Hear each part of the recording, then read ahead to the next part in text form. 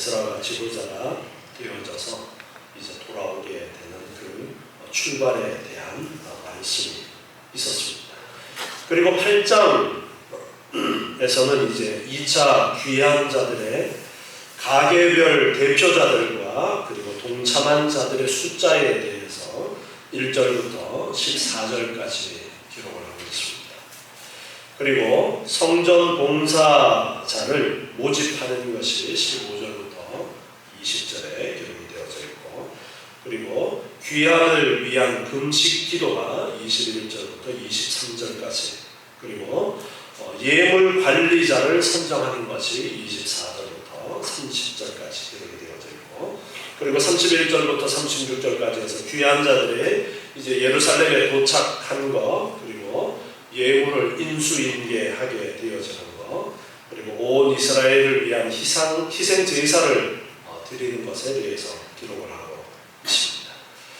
2장에서 이제 기록된 1차 포로 귀한 자들은 예루살렘으로 돌아와서 이제 성전을 재건하는 일을 위해서 돌아왔었습니다. 그래서 그들이 단을 쌓고 제사를 회복하는 그러한 일을 했습니다. 많은 어려움이 있었지만 난관을 극복하고 예루살렘 성전을 재건을 하고서 그리고 6월절을 성대하게 지키고 자신들이 제2 출애굽의 주역이라는 것을 드러냈었습니다. 즉 포로기한 공동체는 하나님 임재의 상징적인 처소였던 성전을 중심으로 예배하는 선민 공동체로서의 정체성을 외형적으로는 회복하게 되었습니다.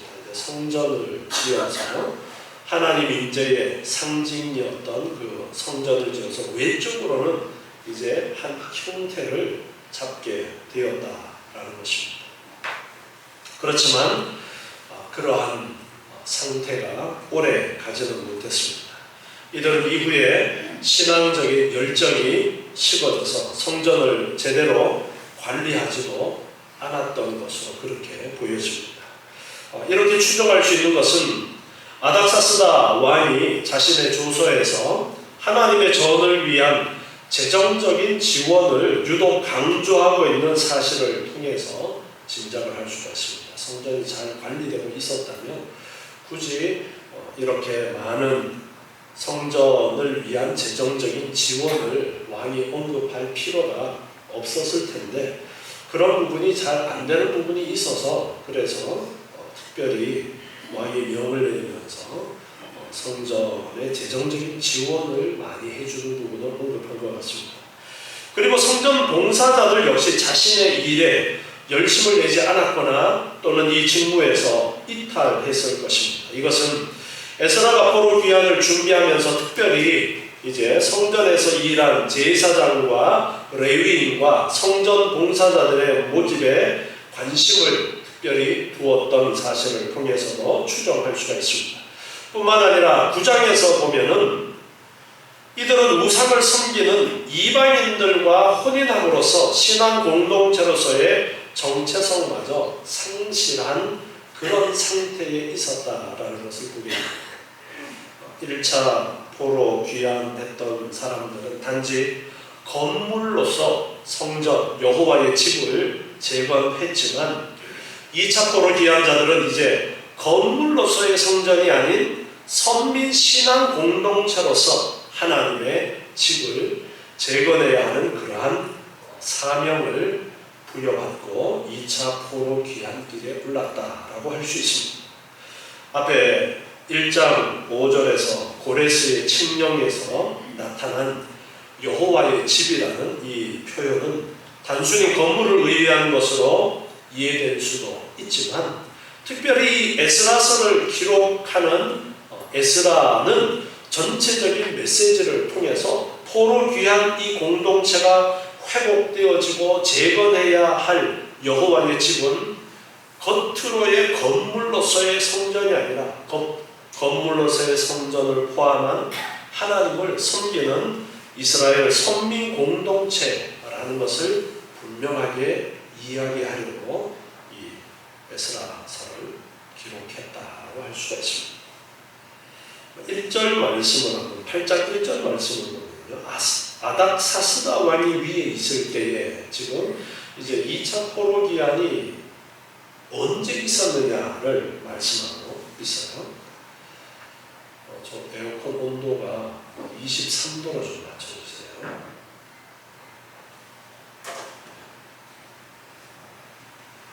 아닥사스다 왕이 위에 있을 때에 당시의 페르시아의 왕이 아닥사스다였다는 거예요.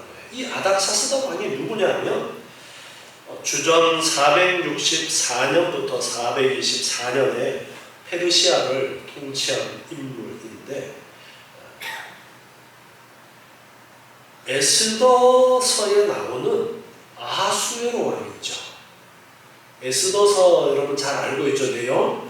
그 에스더를 아내로 맞이했던 아하수에로의 아들이 바로 아닥사스다예요.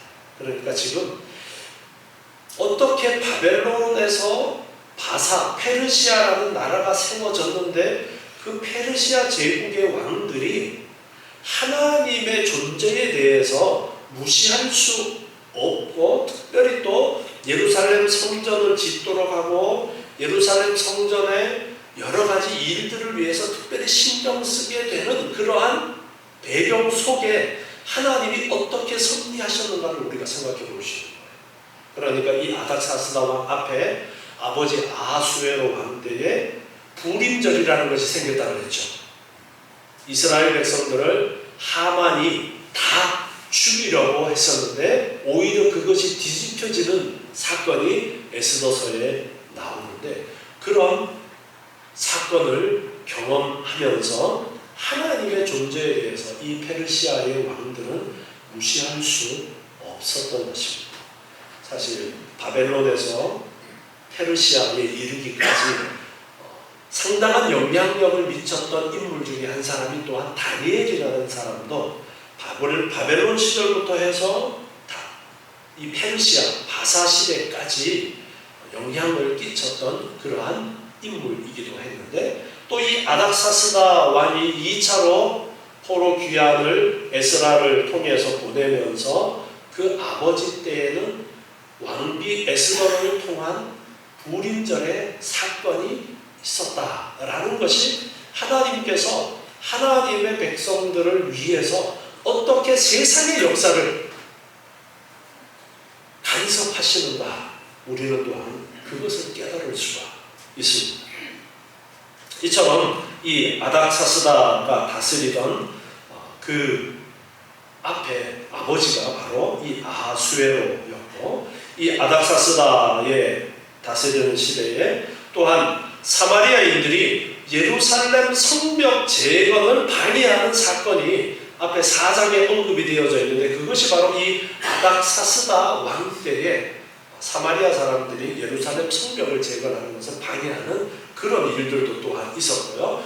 느헤미야가 귀환하게 되어지는 것도 역시 이 아닥사스다 왕 때의 일입니다. 지금 에스라서를 중심으로 이렇게 몇 가지 큰 선지서들 그리고 역사서의 인물들이 이렇게 같이 맞물려 있는 것을 보게 되어졌는데 이것을 이렇게 연결해서 이해를 못하면 그냥 에스더는 또 에스더대로 이야기고 그렇게 생각할 수 있는데 이것이 다 이렇게 연결이 되어지는 그런 연결고리를 가지고 있습니다. 8장 이제 1절에서는 이렇게 아닥사스다 왕이 위에 있을 때에 나와 함께 바벨론에서 올라온 족장들과 그들의 계보가 이러하다면서 2차 포로 기한의 계보를 2절부터 14절까지 쭉 기록을 하고 있습니다. 특별히 앞에서도 1차 포로 기한 했던 사람들의 이름을 특별히 기록하고 있죠. 그래서 이 사람들을 특별히 기억하도록 이름을 기록해놨는데 2차 포로 기한자들의 계보도 에스라가 특별히 그 이름들을 기록을 해서 아무의 가문 몇 명 이렇게 기록해서 후대에까지 이 역사적인 기록을 남겨서 기억하도록 하기 위해서 하나님께서 어떻게 역사하셨는가 그것을 보여주는 그런 것을 위해서 이렇게 계보를 기록하고 있습니다. 그리고 이제 오늘 읽은 15절 말씀을 보니까 내가 무리를 아하와로 흐르는 강가에 모았다라고 했어요.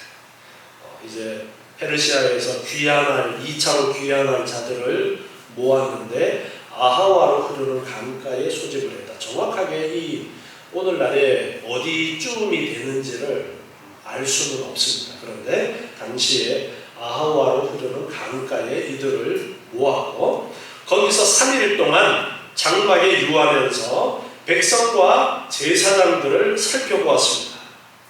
그런데 그 중에 레위 자손이 하나도 없었다 했습니다. 에스라는 자신을 포함한 이스라엘 자손들의 예루살렘 귀환을 허가할 뿐만 아니라 물심양면의 지원을 아끼지 않겠다는 아닥사스다 왕의 조서가 발표되자마자 바로 포로 기한에 동참할 이스라엘 자손들의 무리를 아하와로 흐르는 강가에서 모집을 했어요. 그런데 살펴보니까 그 중에 레위 자손이 하나도 없다라는 것을 발견합니다. 유독 성전에서 봉사하고 수종 들어야 할 레위인들이 한 명도 없었어요. 지금 앞에서 잠깐 언급했지만 예루살렘의 성전은 지어졌는데 성전을 제대로 유지하기 위해서 필수적인 인력이었던 레위 지파의 부족한 그런 상황을 엿볼 수가 있다라고 했는데 레위 사람들이 2차 포로 기한에 같이 가겠다고 하는 사람이 하나도 없었습니다. 1차 포로 기한 당시에도 보면은요, 제사장들이 4,289명이었는데 이때에도 레위인은 341명밖에 안 됐어요. 제사장보다가 사실 레위인들이 훨씬 더 숫자가 많아야 돼요. 성전을 유지해가기 위해서 제사장들은 지도자적인 입장에서 레위 지파들을 통해서 성전의 모든 일들을 해가는 그런 상황인데 실질적으로 일할 레위 지파가 1차 포로 기한 때에도 너무나도 적었던 것입니다. 그런데 2차 포로 기한에 사람들을 모았는데 레위인이 한 명도 없는 거예요. 그래서 16절에 보니까 모든 족장들 그리고 이제 명철한 사람들 그 사람들을 모아서 가시바 지방으로 보냈다 했습니다. 정확하게 이 지역이 어디쯤인지도 지금의 어디쯤인지는 알 수 없습니다. 여러분이 페르시아라는 제국이 지금 현재 어느 나라 지역인지는 알고 계십니까? 잘 모르시죠? 지금의 이란이에요. 이란을 중심으로 그때의 그 제국이 어디까지 있었느냐 하면은 이란이 중심이었고 바벨론을 계승한 거기 때문에 페르시아 제국이 이란과 이라크 그쪽 지역에서 서쪽으로는 터키까지 그리고 동쪽으로는 인도 북부 지역까지 였다라는 그런 역사적인 자료가 있어요. 그런 큰 제국이었는데 수도가 이 이란에 있는 거예요. 그러니까 이란을 중심으로 이 페르시아 제국이 형성이 되어서 있었는데 가시바 지방 북쪽 지역인 것으로 그렇게 학자들은 보고 있는데요. 그 이란의 북부 지방 쪽으로 보내었어요. 이스라엘이 남북으로 갈라져 있었죠. 북쪽 이스라엘은 아수르에 의해서 멸망되고 남쪽 유다는 바벨론에 의해서 멸망당했죠. 그런데 아수르, 바벨론, 페르시아는 같은 연결고리를 가지고 있습니다. 아수르를 정복하고 바벨론이 섰지만 그 아수르와 연결고리를 가지고 있고 바벨론을 멸망시키고 페르시아 제국이 생겨나지만 역시 바벨론의 연결고리를 갖고 있기 때문에 어떤 경우에는 페르시아를 가리켜서 바벨론이라고 그렇게 지칭하는 경우도 성경에서 우리가 발견할 수가 있습니다. 그런데 이스라엘 백성들이 아수르에 의해서 멸망당하면서 전 세계로 흩어졌고 바벨론에 의해서 또 전 세계로 흩어져서 이 이스라엘 백성들이 여러 곳에 흩어져서 살고 있었습니다. 그런데 수소문을 해보니까 이쪽 지역에 이제 레위 지파 사람들이 살고 있다는 그 정보를 가지고서 이제 이쪽으로 사람들을 보냈겠죠. 그래서 가시바 지방으로 보내었습니다.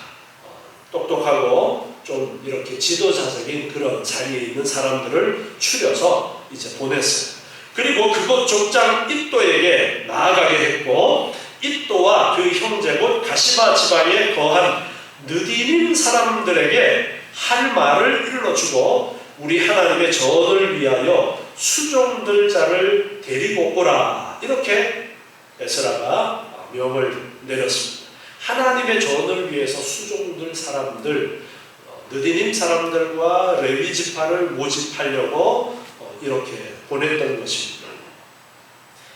특별히 영향력 있고 여기에 보면은 명철한 사람이라고 언급한 것으로 보면은 레위의 후손들을 가서 이제 잘 설득해서 하나님의 전을 위해서 같이 봉사하러 가자라고 그렇게 설득하기 위해서 특별히 영향력 있고 지혜로운 사람들을 뽑아서 에스라는 보낸 것 같아요. 18절에 보니까 우리 하나님의 선한 손에 도우심을 입고 하나님께서 에스라의 계획 가운데 함께 하셔서 이제 선한 도우심을 입었다라고 18절에서 말씀합니다.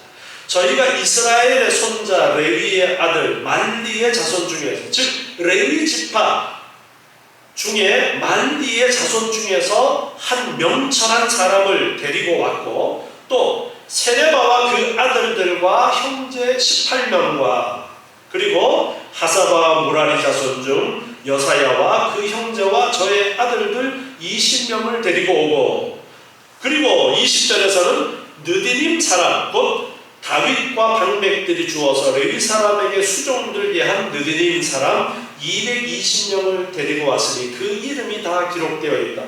레위 지파 사람들과 그리고 느디님 사람들은 레위 지파 밑에서 일을 도와주는 사람으로 다윗 때에 이렇게 정해서 너희들은 레위 지파 사람들을 도와서 일해라, 그렇게 했던 사람들이 느디님 사람들이었는데 그 사람들 중에서도 220명을 데리고 오게 되었다라는 거예요.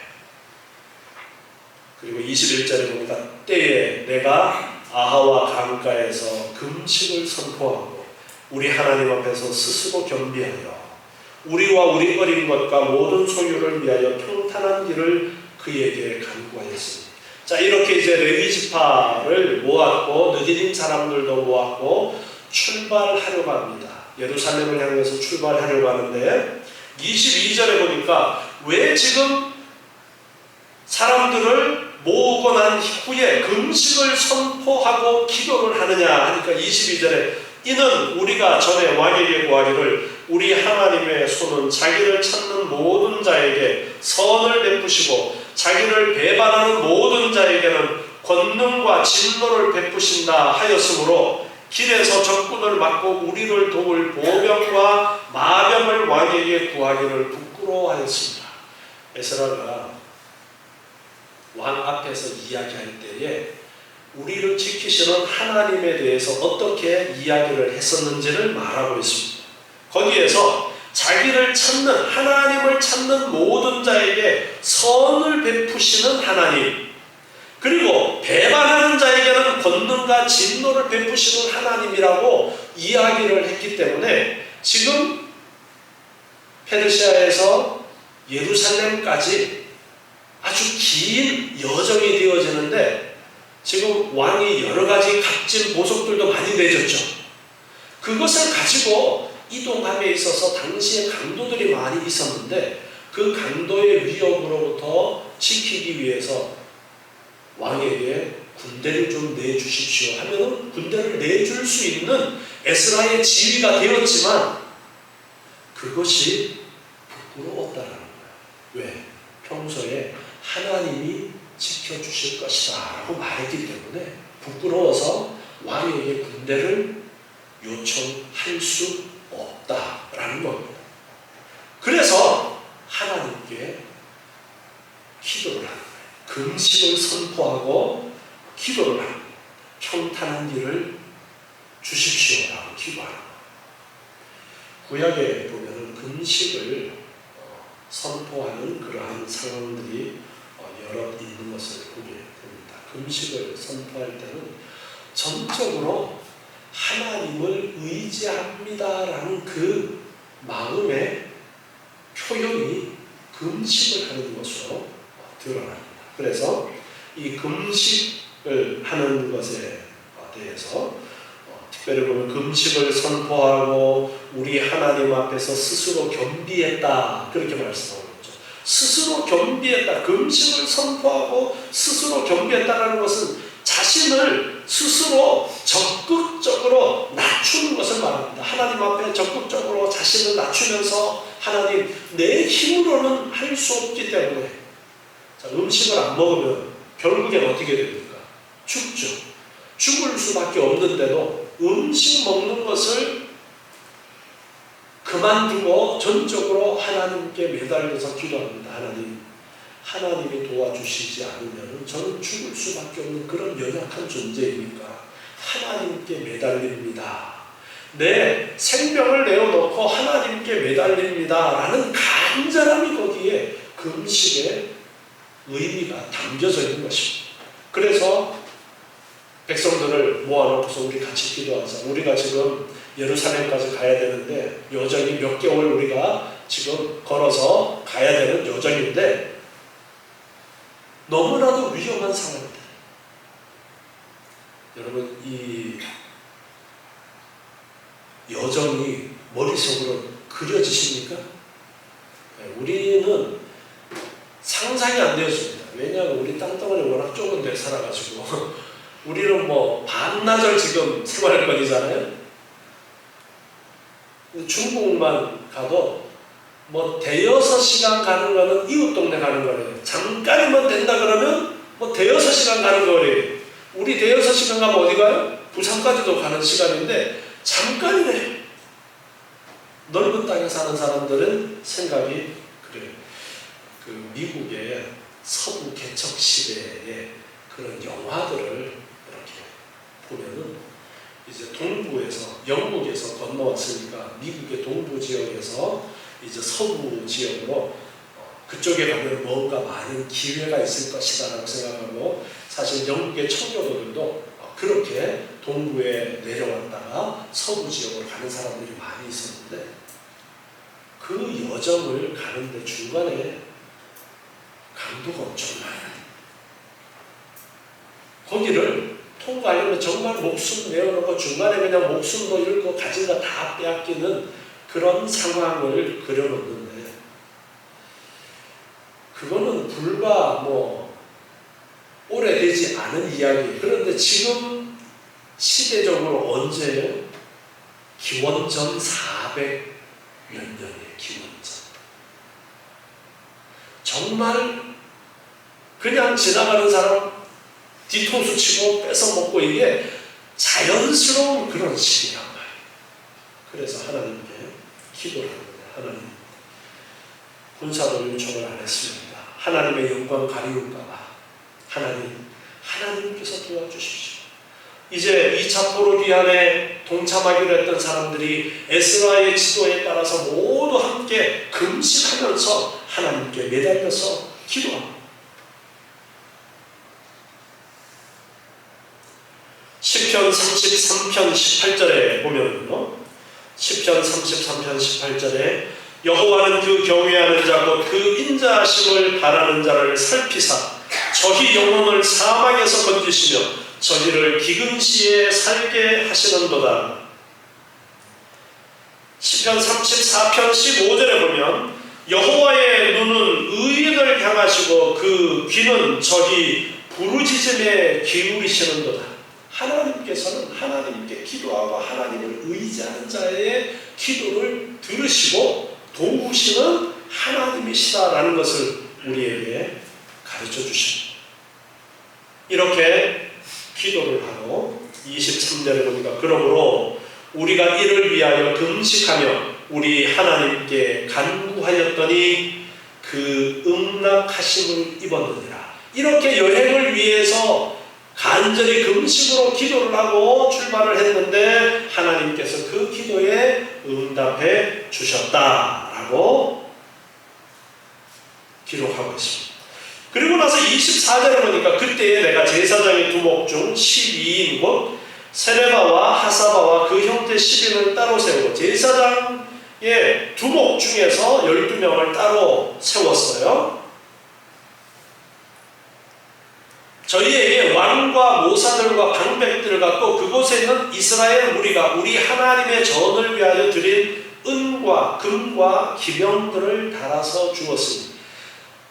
페르시아에서 출발할 때에 왕이 준 것도 있고 또 백성들이 준 것도 있고 유대 백성들이 기쁜 마음으로 바친 아주 귀한 그런 것들을 제사장이 책임을 지고 이제 가지고 떠나도록 그렇게 했다는 거예요. 내가 달아서 저희 손에 준 것은 은이 650달란트, 은 기념이 100달란트, 금이 100달란트, 엄청난 그런 양입니다. 또 금장이 20개라, 중수는 1000다리이요, 또 아름답고 빛나 금같이 보배로운 놋그릇이 2개라. 내가 저희에게 이르되 너희는 여호와께 거룩한 자요, 이 기명들도 거룩하고 그 은과 금은 너희 열조의 하나님 여호와께 즐거이 드린 예물이니 지금 이것들은 다 거룩하게 구별된 하나님께 바쳐진 그런 아주 귀한 것이다 라는 것을 말합니다. 너희는 예루살렘 여호와의 전 골방에 이르러 제사장의 두목들과 레위 사람의 두목들과 이스라엘 족장 앞에서 이 기념을 달기까지 삼가지키라. 긴 여행을 마치고 여정을 마치고 예루살렘 성전에 도착해서 그 성전에 이것을 다 바치기까지 족장 앞에서 제사장 앞에서 그것을 저울에 달기까지 삼가 지켜서 이제 가지고 가서 다룬 거예요. 30절에 이에 제사장들과 레위 사람들이 은과 금과 기명을 예루살렘 우리 하나님의 전으로 가져가려 하여 그 중수대로 받으니라. 그것을 예루살렘 성전에 가서 드리기까지 이제 나누어서 너희들이 책임지고 이것을 운반해라 하고 지금 나누어졌습니다. 31절에 보니까 정월 12일에 우리가 아하와 강을 떠나 예루살렘으로 갈새 우리 하나님의 손이 우리를 도우사 대적과 길에 매복한 자의 손에서 어떻게 하셨어요? 건지시니라. 에스라 7장 9절 말씀을 보면요, 7장 9절에 에스라 7장 9절 정월 초 하루에 바벨론에서 길을 떠났고, 자, 정월 초 하루에 1월 1일에 바벨론에서 떠났어요. 그리고 하나님의 선한 손에 도우심을 입어 5월 초하루 5월 1일에 예루살렘에 도착했어요. 몇 개월 걸렸어요? 4개월이 걸렸어요. 4개월이 걸려서 긴 여정을 거쳤는데, 자, 아하와 강가에 모였을 때 정월 초하루에 거기에 모였던 거예요. 그리고 지금 에스라 8장 31절에 보면 정월 12일에 우리가 아하와 강을 떠나 예루살렘으로 갔다라고 했어요. 그러면 모여서 3일을 있었는데 12일에 출발했어요. 9일이 비잖아요. 9일 동안 뭐 하는 걸까요? 9일 동안 레위지파 모집하러 가는 거예요. 그래서 12일에 이제 1월 12일에 출발을 정식적으로 하게 되었다라는 거예요. 그래서 12일에 출발해서 예루살렘을 향해서 4개월 동안 긴 여정이었는데 그 기간 동안 하나님께서 강도의 위협에서 지켜주시고 보호해 주셔서 무사히 예루살렘에 도착하게 됩니다.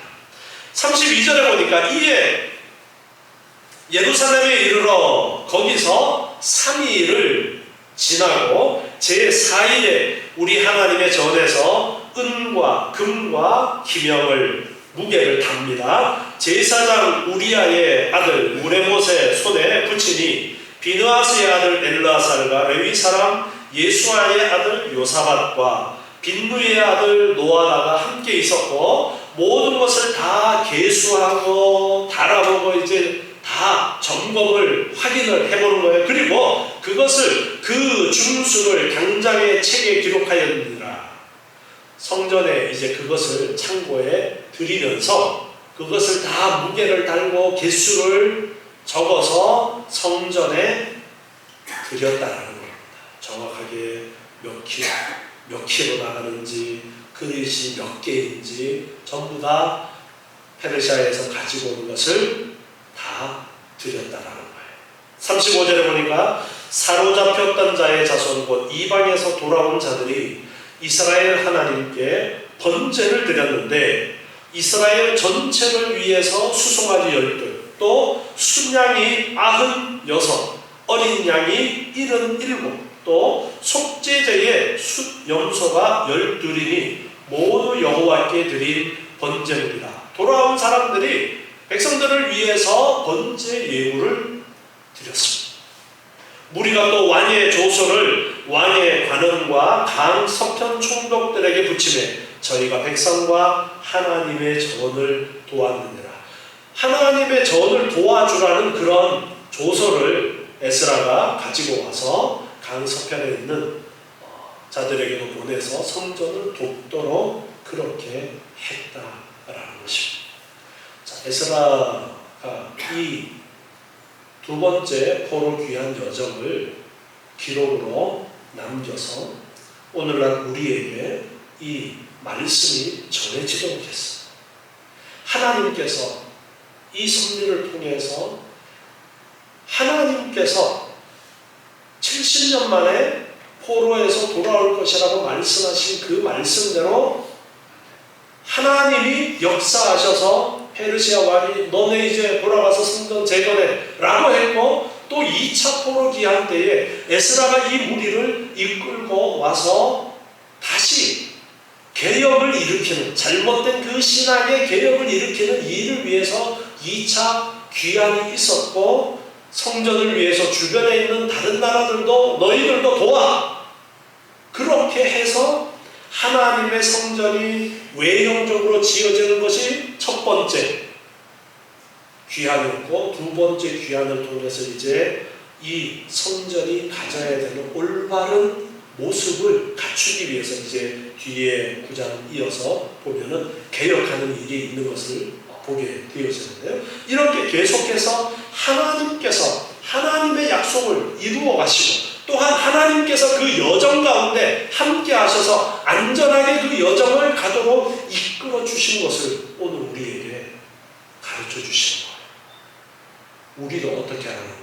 우리도 이 하나님을 전적으로 의지하라는 것을 가르쳐 주십니다. 금식하고 하나님의 도우심을 구했던 것처럼 우리도 전적으로 하나님의 도우심이 간절할 때는 금식하면서 하나님께 부르짖고 하나님을 의지할 수도 있습니다. 우리의 모든 삶의 모든 곳에서 전적으로 우리는 하나님의 은혜로 살아갑니다. 하나님만을 의지합니다라는 이 고백이 우리의 입으로도 되어져야 되겠지만 우리의 행동으로 정말 내가 하나님을 의지하는 행동 드러내고, 우리가 주님 앞에 예배하는 시간을 귀하게 여겨서 다른 일들을 다 미루어 놓고 우리가 오늘 예배하러 이렇게 모였잖아요.